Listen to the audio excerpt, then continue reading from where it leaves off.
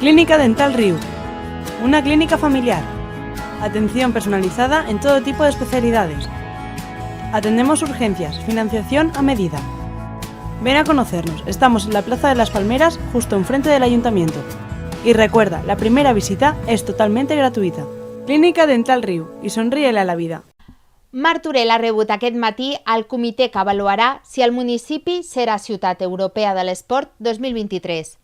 El secretari general de Madrid d'ACES, Hugo Alonso, el delegat de Catalunya, Joan Anton Camuñas, i els delegats de Roma, Alessio Di Maio, el de França, Robert De Vita, i la de Regne Unit, Michel Borrell.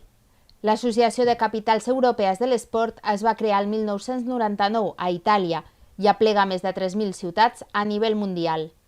La delegació ha començat a l'Ajuntament, on han sigut rebuts per l'alcalde Xavier Fonollosa i el regidor d'Esports Gerard Mimó. A la sala de plens, el batlle ha presentat la ciutat, ha parlat de la seva llegenda i els ha fet entrega de la litografia del Pont del Diable i un portamòbil. Després s'han dirigit al Centre Integral d'Esport i Salut, on han pogut veure les seves instal·lacions, el complex esportiu Torrent de Llops i el pavelló de Can Casas. Fonollosa ha defensat la candidatura. El deporte, desde nuestro punto de vista, es un elemento cohesionador de la sociedad y cualquier gobernante de cualquier ciudad, sociedad, país, lo que debe de garantizar y preservar es la cohesión social y la buena convivencia. I el regidor ha explicat el que pot aportar Martorell per a aquesta distinció. Pues tres ejes básicos. El hábito de hacer deporte en nuestra ciudad, los equipos municipales que ponemos a disposición de la ciudadanía y también la organización de eventos. El batlle ha explicat el programa Martorell 360 als delegats i, a més, la importància que té l'esport més enllà de l'activitat física.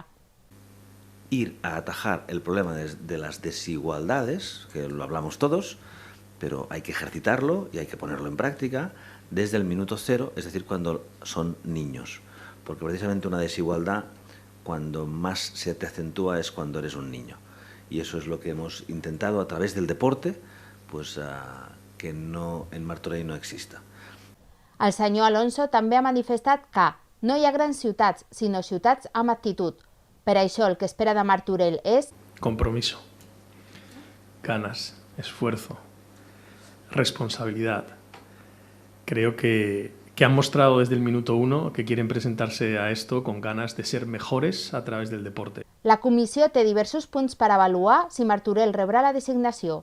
Te lo explico, tenemos 12 criterios de elegibilidad a la hora de evaluar una ciudad, desde instalaciones deportivas, programación deportiva, participación, gente activa, asociaciones, acuerdos a nivel local, regional, nacional, promoción de la candidatura, calendario de la misma.